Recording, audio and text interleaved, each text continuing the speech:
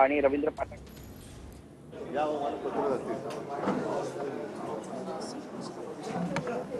तर आता उद्धव ठाकरे यांची पत्रकार परिषद काही वेळातच सुरू होणार आहे आणि थोड्याच वेळापूर्वी मिलिंद नार्वेकर हे सुद्धा मातोश्रीवर पोहोचले। आज जी पत्रकार परिषद होतीये त्याच्यामध्ये उद्धव ठाकरे नेमकं काय बोलणार हे पाहणं महत्त्वाचं असेल।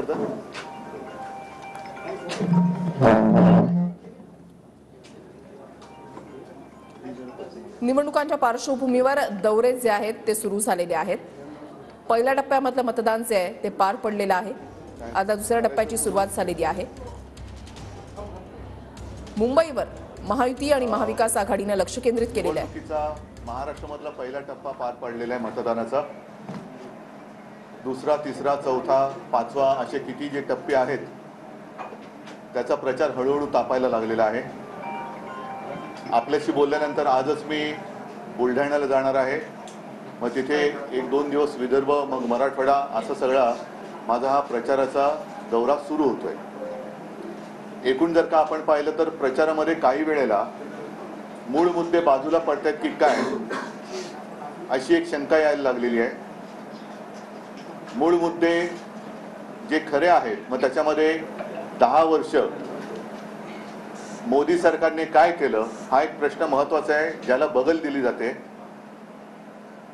आणि दुसऱ्याच कुठल्या तरी मुद्द्याला महत्त्व देऊन लोकांची दिशाभूल केली जाते। असो, याबद्दल मी माझ्या प्रचार सभांमधून बोलणार आहे। आज मी तुम्हाला जे बोलवलेलं आहे तो विषय महाराष्ट्राच्या दृष्टीने अतिशय गंभीर आहे। गेल्या काही दिवसांपूर्वी मध्य प्रदेश, तेलंगणा इथल्या ज्या काही निवडणुका झाल्या, कर्नाटकाची निवडणूक झाली, त्या निवडणुकीच्या वेळेला मी आपल्या सगळ्यांशी बोललो होतो आणि त्याच्याबद्दल आम्ही निवडणूक आयोगाकडे लेखी विचारणा केली होती। कारण हा व्हिडिओ मी तुम्हाला ऐकवतो, कारण माझ्या फोनमध्ये व्हिडिओ आहे। कदाचित आता तुम्हाला मी तो फोनमध्ये असल्यामुळे दाखवू शकणार नाही, पण हा जो व्हिडिओ आहे त्याचा आवाज में बटन दबाओ ना, तब जाए बजरंगबली बोल करके सजा दे देने। पक्का दोगे ना? माताएं बहनें, विशेषकर आप सभी को अयोध्या में राम मंदिर का दर्शन करना है ना? करना है या नहीं करना है? खर्चा होगा ना? होगा ना? मगर मैं कहता हूं नहीं होगा।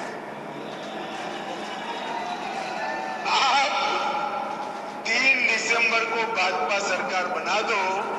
भाजपा मध्य प्रदेश सरकार सभी को बारी बारी फ्री ऑफ कॉस्ट अयोध्या में रामलल्ला का दर्शन करा देगी। मला वाटतं आपल्या माध्यमातून हा आवाज जनतेपर्यंत पोहोचला असेल। हे परत तुम्हाला ऐकवण्याचं कारण असं की त्याच वेळेला आम्ही निवडणूक आयोगाकडे एक विचारणा केली होती, तक्रार नव्हती केली, विचारणा केली होती आणि त्याला कारणही तसंच होतं। हिंदू हृदय सम्राट शिवसेना प्रमुखांचं निवडणूक लढवण्याचा किंवा मतदान करण्याचा अधिकार हा निवडणूक आयोगाने अटलजी पंतप्रधान असताना काढून घेतला होता। त्यांना 6 वर्ष निवडणूक लढवायला देखील बंदी केली होती। याचं कारण त्या काळात त्यांनी हिंदुत्वाचा प्रचार केला असा त्यांच्यावरती करप्ट प्रॅक्टिस असा ठपका ठेवून हा निर्णय घेतला होता।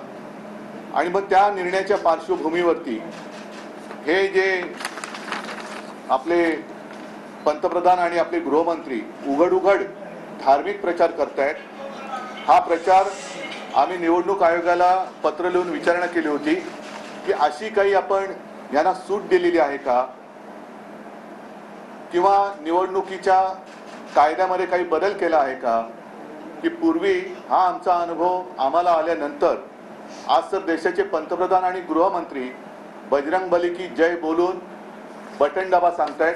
अगदी कचा नाही बोलले तरी बटन दाबा बोलतायत। अमित शहा, तुम्ही आमचं सरकार आणल्यानंतर रामलल्लाचं दर्शन मोफत करू असं आश्वासन देत आहेत। हा निवडणूक आचारसंहितेमध्ये मान्य केले गेलेला नियम आहे, त्याच्यात बदल केलाय का हे आम्हाला पाहिजे होतं। त्याच्याबद्दल परत एकदा स्मरणपत्र देऊनही निवडणूक आयोगाकडून आम्हाला काही उत्तर आलं नाही आणि आम्ही त्यांना असं म्हटलं होतं की तुम्ही एकतर उत्तर द्या आणि उत्तर दिलं नाही तर मात्र तुम्ही हा नियम बदललाय असं गृहीत धरून आम्ही देखील जर का उद्या असा प्रचार केला तर आमच्यावरती तुम्हाला कारवाई करता येणार नाही. अन्यथा जर तसा नियम बदलला नसेल तर यांच्यावरती काय कारवाई केली ते आम्हाला सांगा. आता